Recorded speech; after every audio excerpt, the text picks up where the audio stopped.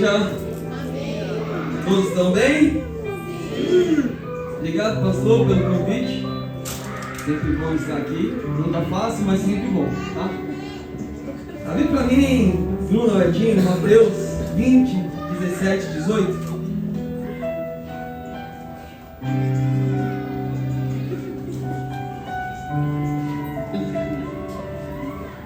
E subindo Jesus a Jerusalém, chamou à parte seus 12 discípulos, e no caminho disse-lhes: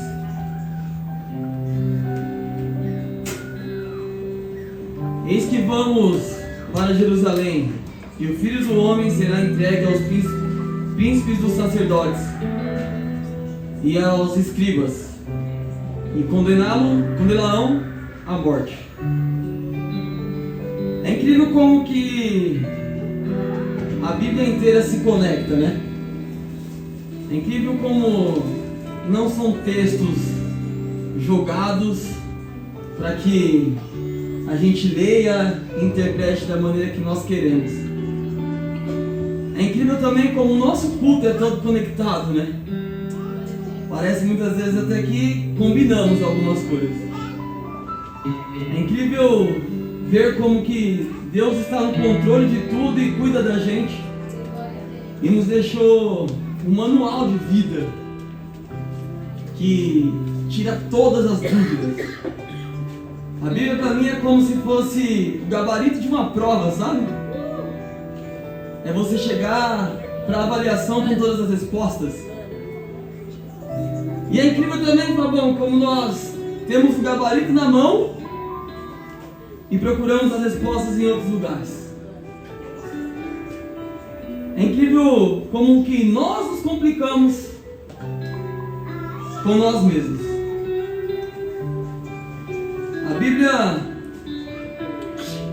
nos ensina e nos mostra o verdadeiro caminho. A Bíblia nos conduz a pastos verdejantes, a um caminho de paz e tranquilidade. E é incrível como nós muitas vezes não percebemos isso. Eu queria firmar alguns fundamentos no início dessa ministração e orando para que Deus fale ao coração dos irmãos, igual ele falou comigo essa semana. Chegando aqui eu falei: tio, eu vou ministrar hoje. Ele falou: sabia, você não me ligou nenhuma vez essa semana, não me procurou para nada. Tá muito quente. Acho que nem a Letícia me viu direito. Edinho, Bruna, abre para mim 1 Coríntios 15, 21 e 22.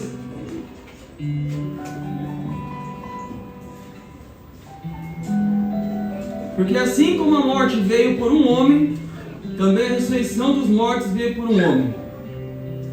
Porque assim como todos morreram em Adão, assim também todos serão vivificados em Cristo. Ao lermos as Escrituras, nós aprendemos que a morte e o pecado entrou no mundo através de Adão. Mas nós também vemos que o caminho da vida eterna, nossa vivificação, não sei se eu falei certo, veio através de Cristo. Nosso segundo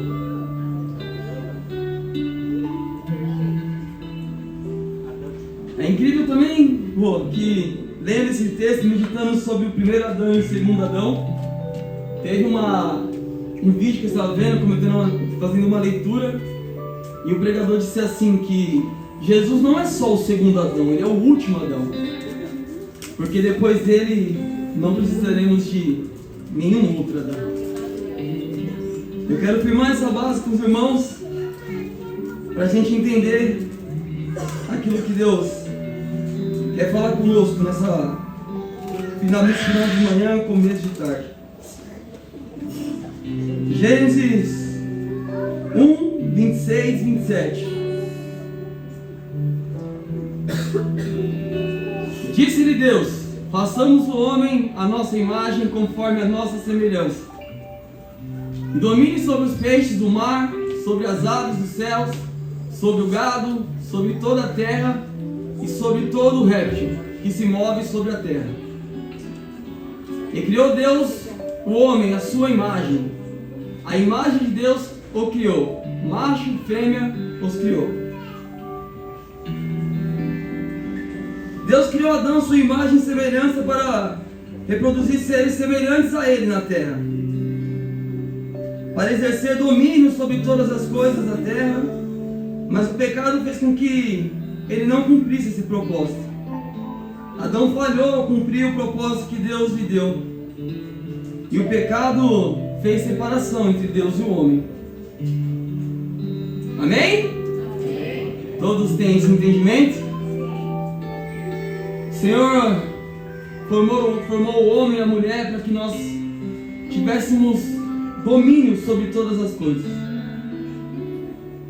Eu fico imaginando, se nós hoje temos a Bíblia, que é o nosso manual, imagine Adão, que tinha o próprio Deus explicando as coisas para ele, aparecendo para ele, tendo convívio com ele, e mesmo assim errou. Então a gente pode entender que desde o princípio os desejos dos nossos corações são distorcidos. Desde o início nós não olhamos unicamente para Deus, Desde o início as coisas ao nosso redor nos tiram do caminho que nos leva à vida plena, à salvação. E aí às vezes eu fico pensando e fico, Senhor, se Adão, que tinha esse livre acesso contigo, no dia a dia errou, imagine eu, pobre de mim. Mas aí eu lembro da cruz, lembro do que Jesus passou por nós, e eu vejo que essa segunda oportunidade é tão pura e tão verdadeira quanto a primeira. Que o mesmo acesso, o mesmo carinho, o mesmo amor de Deus para com Adão continua para com nós. Isso me dá forças nos meus dias difíceis, porque todos nós temos dias ruins e dias bons. Eu procurei na Bíblia e não achei em nenhum lugar que falaria que todos os nossos dias seriam incríveis, que nós não passaríamos nenhuma tribulação. Um amigo me contou uma piada ontem, ele falou assim: Deus dá as maiores batalhas para os seus maiores guerreiros. Eu acho que ele está me confundindo com o Rambo. Que eu guerra todos os dias. Eu dei risada, é verdade. Ah, Deus, como o Senhor é bom. Até estarmos aqui é um privilégio enorme. E muitas vezes nós não damos valor. Eu já me perdi onde eu estava, mas eu vou achar.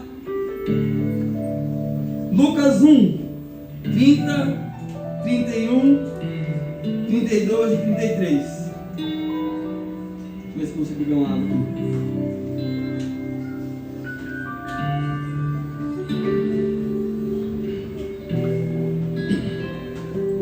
Disse-lhe então o anjo a Maria: Não temas, porque achaste graça diante de Deus.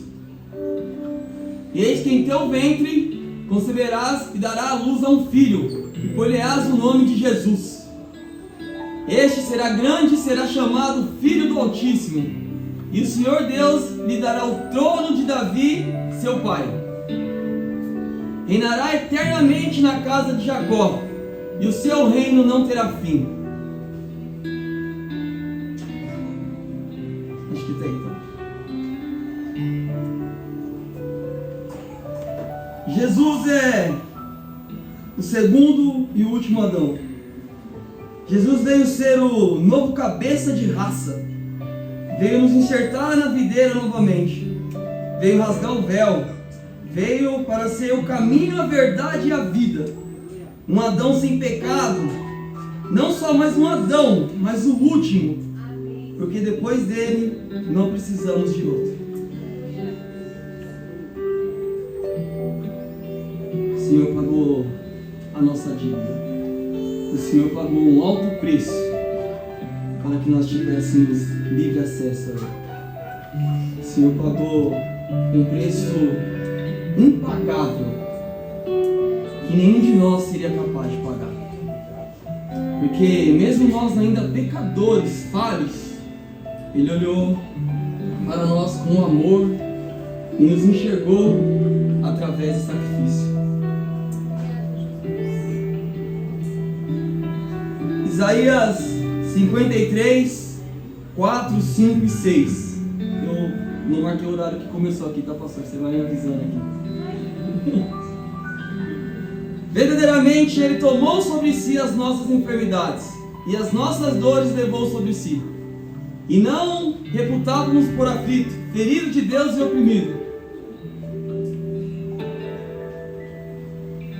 Mas Ele foi ferido pelas nossas transgressões e moído pelas nossas iniquidades. O castigo que nos traz a paz estava sobre Ele, e pelas suas pisaduras fomos sarados. Todos nós andávamos desgarrados como ovelhas, cada um se desviava pelo seu caminho, mas o Senhor fez cair sobre Ele a iniquidade de todos nós, e nós todos. Ele foi oprimido, mas não abriu a boca. Como um cordeiro foi levado ao matadouro, e como ovelha muda perante os seus tosqueadores, Ele não abriu a boca.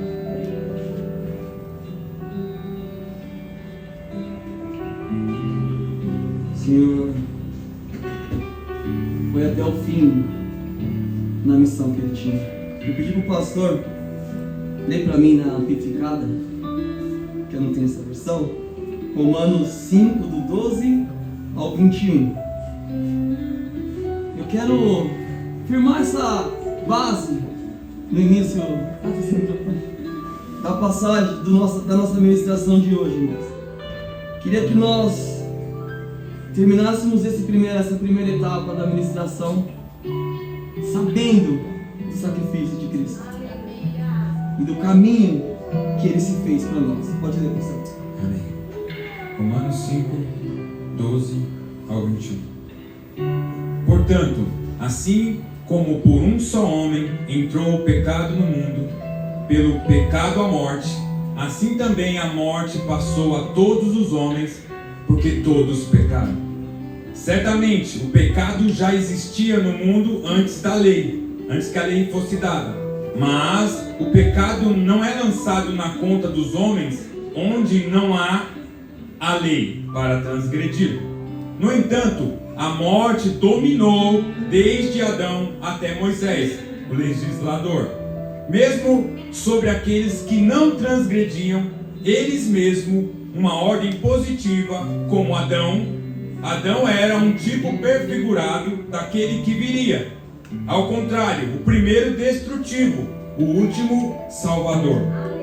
Mas o dom gratuito de Deus não pode ser comparado à transgressão. Sua graça é totalmente desproporcional à queda do homem. Pois, se muitos morreram pela queda de um homem, seu lapso, sua ofensa, muito mais profusamente a graça de Deus e o dom gratuito que vem pelo favor imerecido de um homem, Jesus Cristo, abundaram e transbordaram para o benefício de muitos.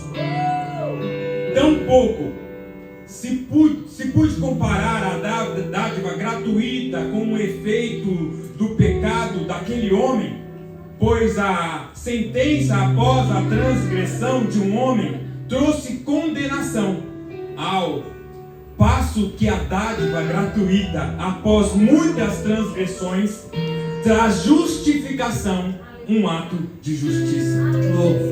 Pois se por causa da transgressão, um lapso, a ofensa de um homem, a morte reinou por meio dele, muito mais certamente aqueles que recebem de Deus graça abundante, favor imerecido e o dom gratuito da justiça, colocando-os em posição correta com Ele mesmo. Reinar com reis em vida através do único homem, Jesus Cristo, o Messias ungido.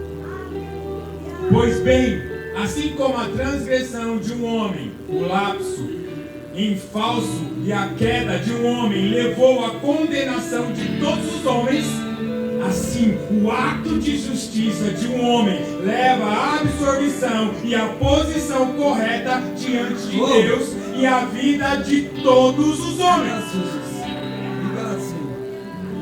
Porque, assim como pela desobediência de um só homem, a falha em ouvir, desatenção e o descuidado, muitos foram constituídos pecadores.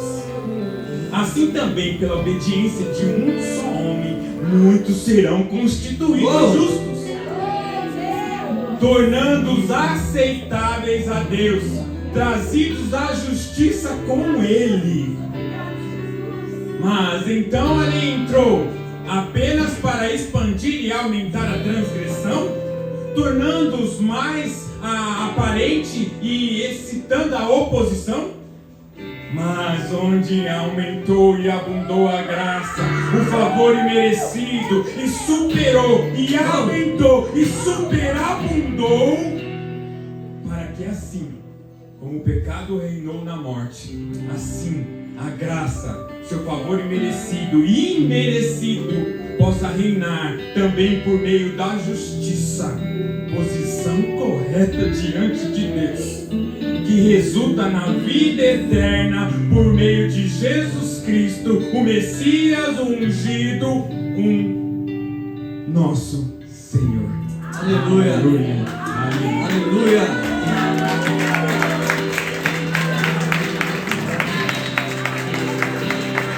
Nós estamos condenados, irmãos, pelo favor imerecido, pelo ato de justiça de um homem que se revelou a nós e nos mostrou o caminho, se tornando o caminho. Nós temos um novo destino, um novo lugar. João 14, 5 e 6. Vamos ler, estamos lendo bastante, né? Amém. João 14, 5 e 6. Disse-lhes Tomé: Senhor, nós não sabemos para onde vais. Como podemos saber o caminho? Disse Jesus: Eu sou o caminho, a verdade e a vida. Ninguém vem ao Pai senão por mim. Irmãos, vamos ir para o segundo momento da mensagem.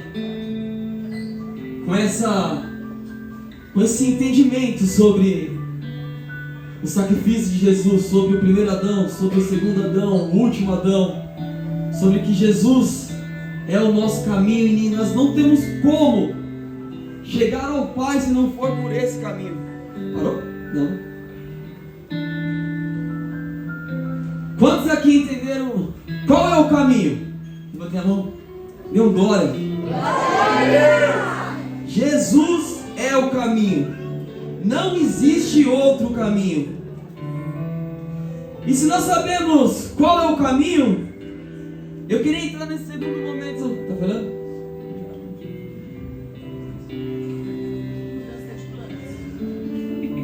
Ela está acostumando. Amém, amém. Se nós sabemos agora, Gleison, qual é o caminho, se nós temos esse entendimento, eu queria fazer uma pergunta: por que nós não andamos no caminho? Se nós sabemos, se nós temos o gabarito da prova, por que nós não usamos? Porque ao primeiro sinal de tempestade, nós corremos e abrimos o guarda-chuva furado, sendo que nós temos uma barraca imensa que nos dá uma proteção que ninguém pode nos tocar. E eu queria abrir esse segundo momento perguntando e que a gente pudesse refletir: qual a exigência para andarmos no caminho? O que Jesus nos pede para nós ficarmos firmes no caminho? O que Jesus nos pede, Tony? Me ajuda. Oh Deus. Largar tudo. Entrega tudo. única coisa que o Senhor nos pede é uma mudança de vida. A única coisa que o Senhor nos pede é que todo o nosso coração seja dele. Abre para mim Efésios 4, 28 ao 32. Aqui demora para abrir um pouco, né? Aquele que furtava, não furte mais. Furte o quê? Antes, trabalhe fazendo com que as mãos, o que é bom, fazendo com as mãos o que é bom, para que tenham o que repartir com o que tiver necessidade. Nada saia da vossa boca, nenhuma palavra torpe. Não saia da vossa boca nenhuma palavra torpe, mas só o que for boa para promover a edificação, para que de graça os que ouvem, para que dê graça aos que ouvem. Desculpa, gente, pois o áudio aqui não mudou aqui. Posso ler aqui? Evitem linguajar sujo, insultante, que todas as suas palavras sejam boas e úteis, a fim de dar ânimo àqueles que as ouvem. Não entristeçam o Espírito Santo de Deus, o selo que os colocou sobre vocês, para que o dia em que nos resgatará com sua propriedade. Livrem-se de toda amargura, raiva e ira, das palavras ásperas da calúnia e de todo tipo de maldade. Em vez disso, sejam bondosos e tenham compaixão uns com os outros, perdoando-se como Deus os perdoou em Cristo. Sabe o que isso me mostra? Me lembra? Metanoia. Mudança de mente. Andar no caminho exige esforço, renúncia. Andar no caminho ser confrontado, é ser exposto à mudança de hábitos. Então nós aprendemos aqui a exigência do Senhor para que nós andemos no caminho. E o que acontece no caminho, Fabão, com Jesus? O que acontece, Tati, no caminho com Jesus? Quando nós começamos a andar no caminho, o que acontece? Tudo muda. Nós somos curados. Quando nós nos colocamos no caminho e nos provamos a andar no caminho, nós somos curados. Sabe quando a gente está na estrada com o GPS e a gente passa a entrada que deveríamos entrar? O que o GPS faz? Ele recalcula e nos dá um novo caminho. Às vezes, Éder, na frente da onde a gente se perdeu, né? Ou às vezes do ponto onde a gente se perdeu. Quando nós nos perdemos do caminho, Jesus não faz igual ao GPS. Jesus nos traz ao ponto de partida. Porque Jesus não quer, povo, que aonde você se perdeu, você se perca de novo. Então, se quando nós nos perdemos, Jesus nos colocar à frente do ponto da onde nós nos perdemos, quando lá na frente acontecer alguma coisa igual, nós vamos fazer o quê? Vamos nos perder de novo. Então, se na nossa trajetória, no quilômetro 100, nós nos perdemos, o Senhor vai nos colocar de novo no quilômetro 1, mas coladinho com a gente, nos ensinando para quando nós chegarmos no quilômetro 100, a gente não se perder. Aí nós vivemos uma geração onde é assim: Senhor, aqui está tão difícil, me tira daqui e me coloca lá na frente. Senhor, passa de mim esse cálice. Senhor, eu não aguento. Se o Senhor fizer isso, certamente nós vamos cair de novo na mesma situação. Se nós caímos aqui, é porque até aqui nós deixamos de aprender alguma coisa. Porque o Senhor vem nos ensinando todo o tempo. Eu separei algumas analogias, e faz tempo que eu não fazia, do futebol. E eu vou explicar. Nós temos que voltar para o início, porque a trajetória nos ensina. Não é o resultado final, é a trajetória que nos ensina. O resultado final já está escrito, o Senhor já nos mostrou o final do caminho. Mas Ele quer nos ensinar durante a trajetória, para quando nós chegarmos no final do caminho, nós chegarmos diferente do que nós iniciamos o caminho, amém? Vocês estão entendendo, irmãos? E eu queria falar com vocês sabem por que existe categoria de base no futebol? As meninas? A categoria de base é o processo de evolução do atleta profissional.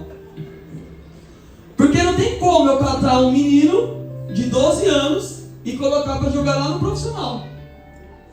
Ele tem que passar pela categoria de base, ele tem que passar o processo. Porque se ele não aprender, quando ele estiver lá no profissional, ele não vai conseguir sobressair.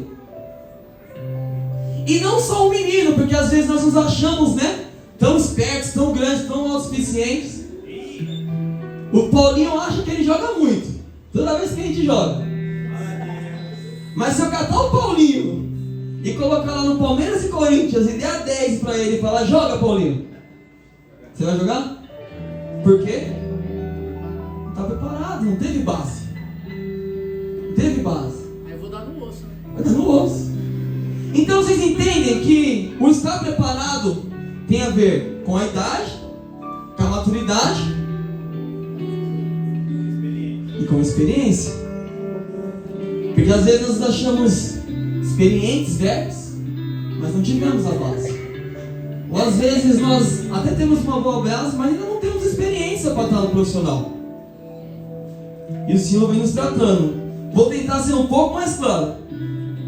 No futebol também existem algumas situações. Vamos lá, gente, não se perca, continue comigo. Que quando você torce o tornozelo, pelo menos na minha época tinha, tá? Você torce o tornozelo, mas tem um jogo importante. O que os caras fazem, os médicos? Infiltração. Com injeção lá na onde está doendo, com um monte de antibiótico, Você para de sentir aquela dor, enrola uma faixa e você joga. Só que quando acaba o jogo e passa, você não põe o pé no chão, sangue pisado, tá inchado. E aí no outro domingo tem o segundo jogo da final. Então você passa tratando ali um pouquinho, põe um band-aid, e antes do jogo o que faz? Infiltração de novo. E vai fazendo. Até chegar uma hora que estoura. E você tem que passar por uma cirurgia. Caminhar com Jesus é não ficar sofrendo infiltrações. Caminhar com Jesus é submeter a cirurgia, que resolve o problema de vez. Dá um glória aí, irmãos. Ninguém quer ser operado. Ninguém quer ser operado, né? O pessoal que é o bandeizinho, né? Vou tentar ser mais claro. Caminhar com Jesus é sofrer as consequências. O Senhor não vai pegar o nosso pecado e colocar para debaixo do tapete e passar um metiolatozinho de hoje em dia que nem arde. Que o nosso era 1000 graus, né? O de hoje nem arde. Irmãos, caminhar com Jesus é ser exposto.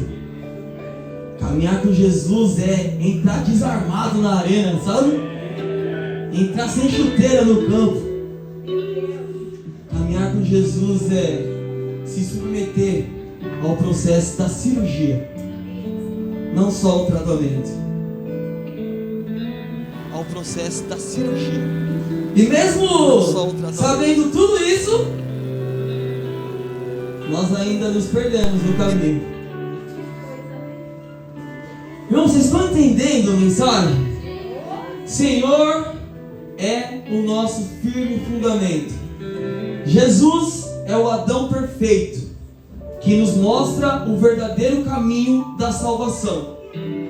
Andar com Jesus é se submeter à cirurgia, à cura, ao processo depois da cirurgia. E tem uma coisa que eu ia falar, esqueci. E depois da cirurgia, não pense que você sai da mesa da cirurgia e já vai pro campo no outro dia, não. Existem algumas lesões que são 8 meses, 6 meses, 2 meses para pôr o pé no chão, para depois começar a andar, começar a trotar. Aí sabe o que nós vemos, Cris? Aí os irmãos, a gente está aqui na igreja, a gente cai. Aí no outro domingo a gente quer pregar.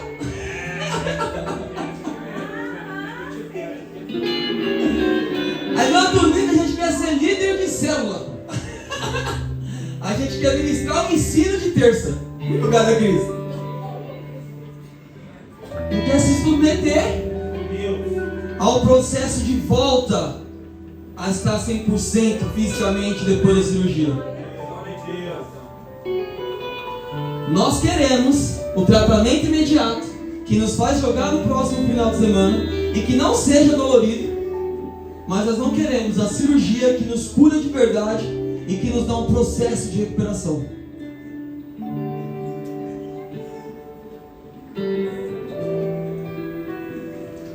Nesse segundo parte da mensagem, nós vemos como é andar no caminho da salvação.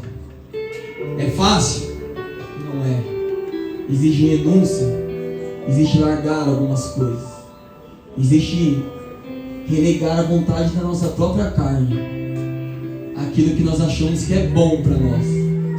Nos exige muito, mas nós aprendemos também que Jesus passa conosco por esse caminho.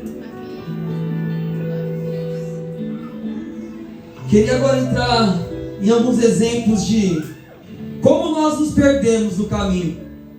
Então eu queria citar algumas passagens da Bíblia onde nós vemos os nossos irmãos do passado um pouco perdidos. Me ajuda a pôr nessa parte, vou precisar de você. Você vai ler e eu vou explicar, pode ser? 2 Samuel 11. Lê o 2, por favor.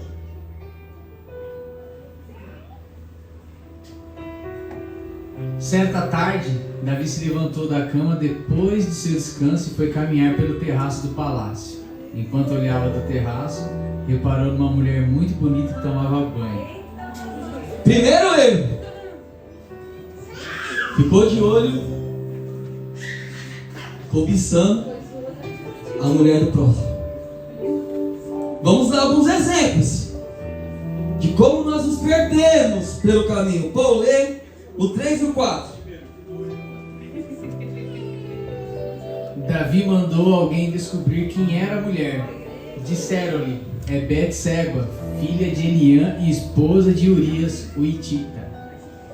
Então Davi enviou mensageiros para que a trouxessem e teve relação com ela. Betseba havia acabado de completar o ritual de purificação depois da menstruação e ela voltou para casa. Segundo erro, além de olhar, ele mandou buscar, saber quem é, e aí vocês viram na leitura, né?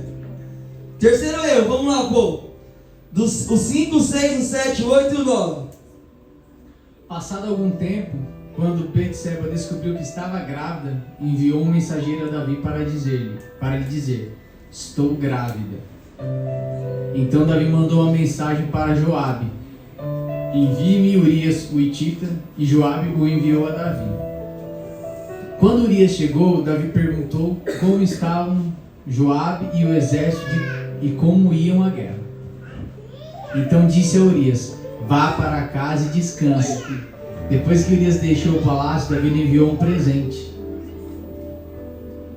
Urias, porém, não foi para casa. Passou a noite na entrada do palácio com os guardas do rei. Davi se perdeu no caminho, continuou se perdendo, e aí foi tentando arrumar jeito de continuar mais perdido. Quarto erro, 10 até o 12, pô. Quando Davi soube que Urias não tinha ido para casa, mandou chamá-lo e perguntou: o que aconteceu?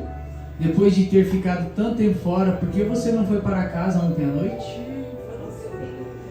Urias respondeu: a arca e os exércitos de Israel e de Judá estão em tendas, e Joabe, meu comandante, e seus soldados estão acampados ao ar livre.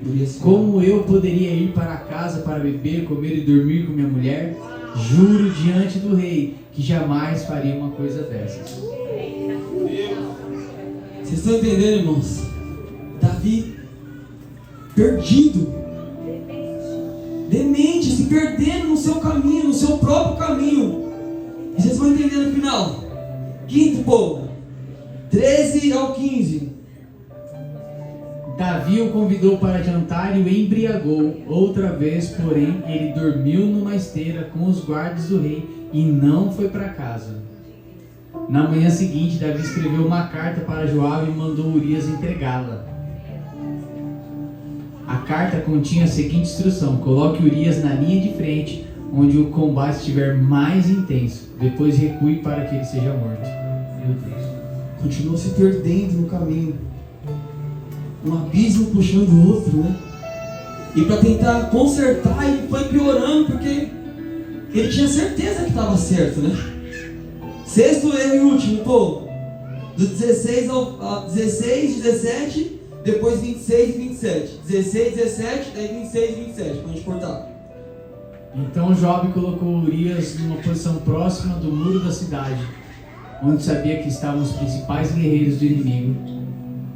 Quando os soldados inimigos saíram da cidade para lutar, Urias o Hitita foi morto junto com muitos outros soldados israelitas. Quando a esposa de Urias soube que seu marido havia morrido, chorou por ele. Terminado o período de luto, Davi mandou trazê-la para o palácio. Ela se tornou uma de suas esposas e deu à luz um filho. Mas o que Davi fez desagradou o Senhor. Um dos piores jeitos de estarmos perdidos fora do caminho é termos a certeza que estamos no caminho certo. Davi só continuou errando porque ele estava convicto que estava fazendo a coisa certa. E eu queria trazer ao nosso coração essa reflexão nesse começo de tarde. Será que nós estamos no caminho certo?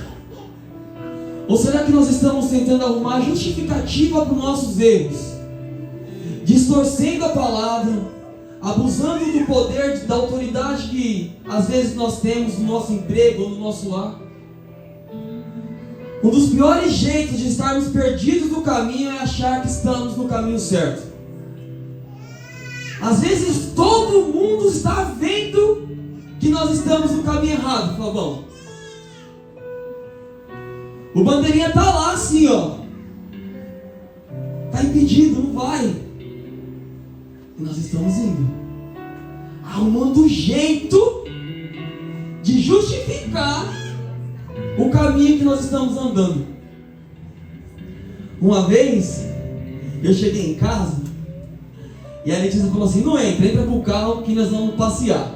Aí eu olhei no porta-malas do carro, bolsa, bagagem, falei: pra onde a gente vai? Ela: você tá comigo. Vamos. Cheia de razão, infeliz, né, Cris?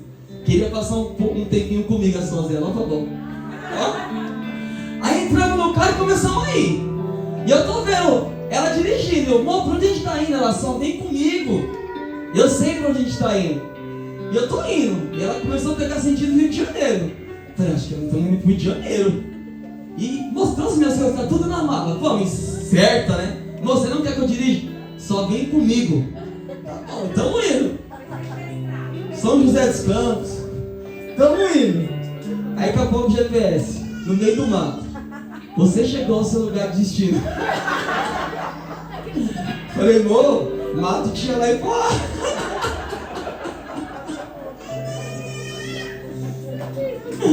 Aí eu olhei pra ela assim, ela já começou a chorar, amor. Eu: calma. Pra onde a gente tá indo? A gente ia pra Biritiba, tipo... A Miriam que me indicou o lugar, foi a Miriam. Foi a Miriam que me indicou o lugar? A Miriam? A Miriam, do favor. Ô, Miriam, aquele lugar que você mais falou o Fabão, ela vai fazer igual. É, isso mesmo. Um dos piores jeitos de estarmos perdidos e nos afastando do real caminho é termos certeza que estamos no caminho certo. Porque quanto mais ela tinha certeza, mais longe ela estava indo. E aí, irmãos, o caminho da sua vida, como é que tá? Tá indo pra onde? Qual é o destino final? Será que quando você falar assim: cheguei, vai olhar para o lado e vai ter só mato? O Senhor nos preparou um caminho, pagou um preço de sangue, um alto preço, um caminho que nos leva à vida eterna, que nos dá um lugar ao lado do Pai, e nós estamos bravando estradas que nos levam a lugar nenhum, atrás de recompensa nenhuma. E o nosso manual, o nosso gabarito, GPS perfeito, indicando outro lugar. Então gravem aí. Qual é um jeito terrível de estarmos perdidos? Ter a certeza que estamos no caminho certo. Sinceramente enganados. Sem ouvir ninguém. Não, estou cheio de razão, né? Só vem comigo, o tempo está cheio, eu sei pra onde está indo. Eu tenho uma aula. E aí depois eu fui olhar o lugar, foi mó caro. Choveu. Choveu o final de semana inteiro. Deu tudo errado. Deu tudo errado. Mateus 19. Mas ficou uma história. Era pra hoje. É, pra hoje aí, ó. Né? Mateus 19, 16. Um homem veio a Jesus com a seguinte pergunta: Mestre, que boas ações devo fazer para obter a vida eterna? 21. Jesus respondeu: se você quer ser perfeito, vá, venda todos os seus bens e dê o dinheiro aos pobres. Então você terá um tesouro no céu. Depois venha e siga-me. 22. Quando o rapaz ouviu isso, foi embora triste, porque tinha muitos bens. Então Jesus disse aos seus discípulos: eu lhes digo, em verdade, é muito difícil que um rico entre no reino dos céus.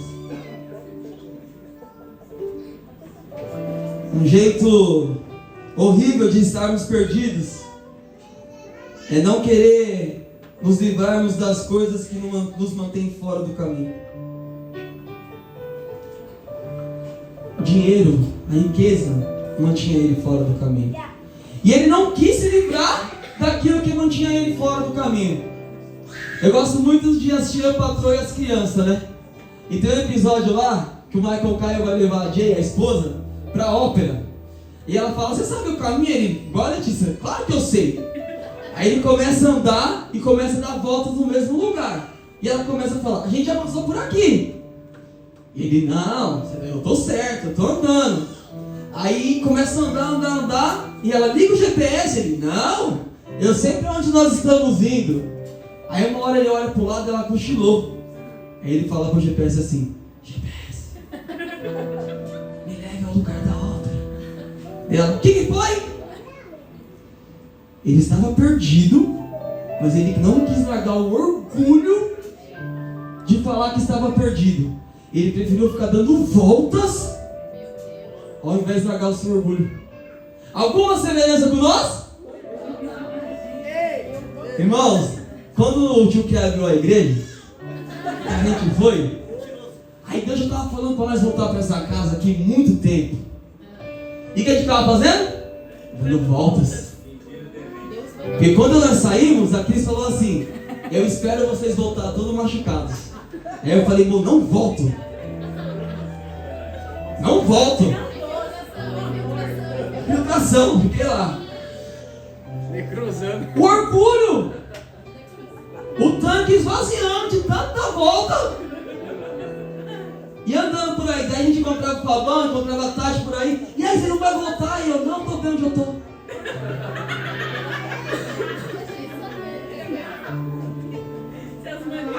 Arrebentado, né? Arrebentado. Mas o orgulho: não, foi Deus que me levou pra lá. Convicto. Eu estava convicto, na certeza de um novo caminho, cheio de orgulho, mas perdido. Alguma semelhança com nós? Fabão, você sabe, irmão, o que te mantém fora do caminho? Ou o que te tende a sair? Nós sabemos. É aquela amizade, é aquele lugar, é esse status. Todos nós temos alguma coisa que nos mantém fora do caminho ou que nos puxa para fora do caminho. Mas o Senhor quer nos livrar desse fardo hoje. Se nós apresentarmos para Ele de coração, Ele vai nos livrar. Eu nem sei quanto tempo mais eu tenho, mas eu tô indo, tô acabando.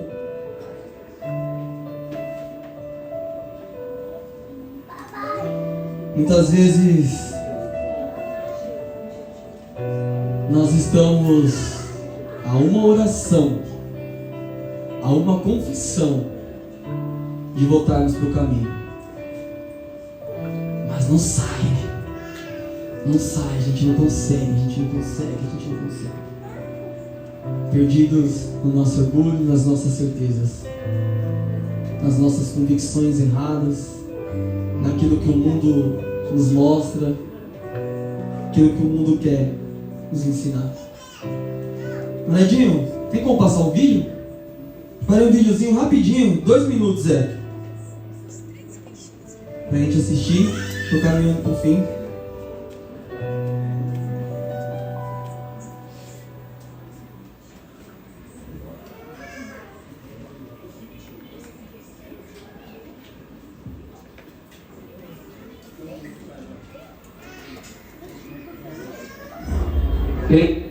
Pensem da seguinte forma: alguém entre vocês é um pastor de ovelhas? Eu sou. Ah, bem-vindo. É uma honra ter você aqui. Eu guardo um lugar especial no meu coração para pastores. Quem está com o seu rebanho agora? Meu irmão, estamos nos revezando. Quantas ovelhas? Temos 100, professor. Digamos que uma delas se perca. O que foi? Eu iria procurar, é claro. É claro. Mas e os outros 99? Teria que deixá-las para trás. Não posso perder nenhum. E se você a encontrasse? Eu a colocaria sobre os meus ombros e a levaria para casa. E provavelmente dançaria de alegria. E o que você diria aos seus amigos que estavam preocupados com isso? Alegrem-se comigo, pois encontrei minha ovelha perdida. Viram o que ele acabou de dizer? Ele se alegra mais com aquela ovelha do que com as 99 que nunca se perderam. Portanto, não é vontade do meu Pai que um desses pequeninos morra. Eu lhes digo que, da mesma forma, haverá mais alegria no céu por um pecador que se arrepende do que por 99 justos que não precisam se arrepender.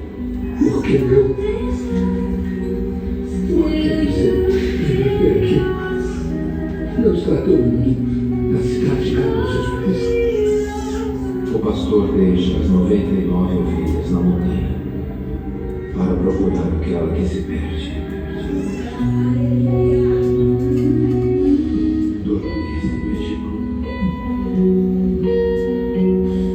Se um homem tiver 100 ovelhas e uma delas se perder, o que acha que ele fará?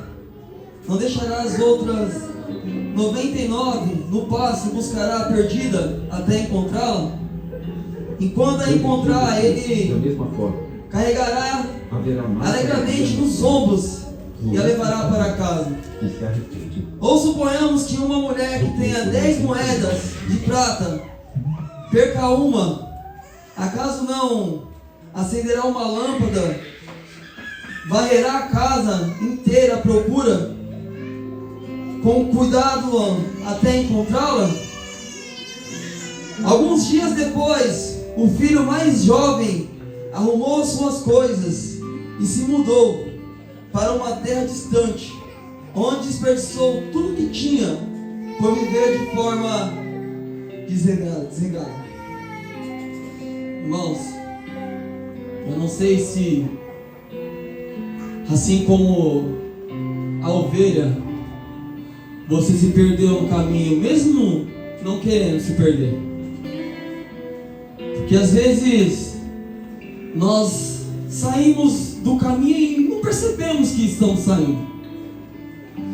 Eu não sei se, como a dracma perdida, você está aqui em casa, mas se sente perdido.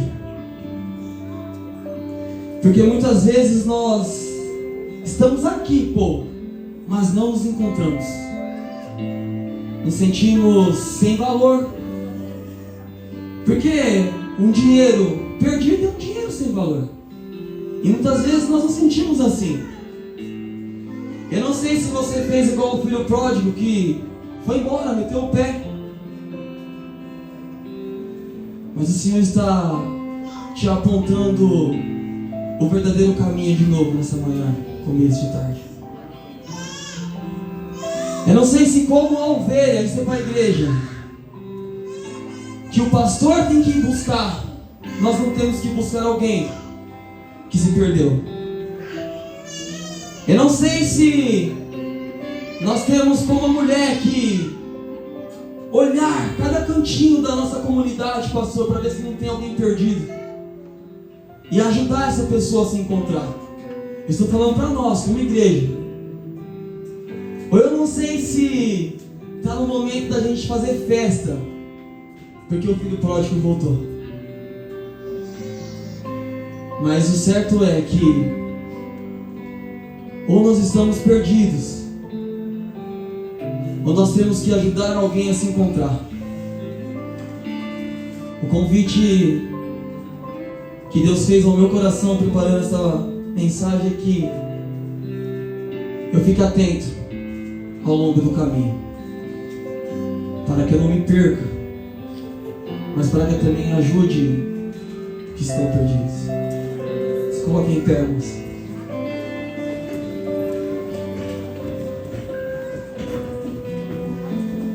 Tão importante quanto conhecer o caminho é saber identificar quando estamos perdidos. Queria que nós fechássemos os olhos e nós entregássemos aquela oração a Deus, pedindo para Ele nos ajudar a nos encaixar de novo no caminho. Porque o caminho já está pronto, já foi pago o preço. É nós que insistimos em nos desviar dele. Eu não sei qual é o momento que você está passando. Talvez você está aí pensando assim: não, mas está tudo bem comigo, está da hora. Então o Senhor está te pedindo para que você saia à procura dessa ovelha perdida. Que você, às vezes também não saia, mas que você levante o sofá, o tapete aqui dentro da nossa casa e ajude aquele que está se sentindo perdido a se sentir em casa. Queria que nós orássemos. Senhor, nós entregamos tudo em Tuas mãos. Nós sabemos que o Senhor é o caminho, a verdade e a vida, que nós não chegaremos ao Pai a não ser por Ti, Senhor. Nesse começo de tarde, Pai, sonde e conhece os nossos corações. Revela em nós, Pai, o momento que nós estamos. Se nós estamos convictos, Pai, estamos caminhando para longe de Ti, Pai, nos mostre o verdadeiro caminho. Se nós estamos em casa, Pai, nós estamos se sentindo perdidos, Pai, nos coloque de novo, Senhor, no lugar correto. Se nós estamos indo embora, Pai, sem perceber, Senhor, nos mostre a verdade. Ou Senhor, se nós nos revoltamos com alguma coisa, estamos pretendendo, pensando em ir embora, Senhor, nos mostre a verdade nesse dia e nos faça ficar, Senhor. Ou se nós nos encontramos também, Senhor, longe, fora do caminho, Senhor, nos traga de volta. Oh Deus, nos ajude a ajudar outros irmãos a continuarem no caminho. Que o desejo do nosso coração, Senhor, seja chegar no fim do trajeto e entender que conseguimos construir uma boa estrada, uma boa trajetória, Senhor. Uma trajetória que o Senhor se agrada, com condutas que nos levem, Pai, aos céus. Livra, Senhor, dos nossos pecados. Sonde e conhece os nossos corações. Esteja conosco, Pai. Nos ajude, pois nós precisamos de Ti.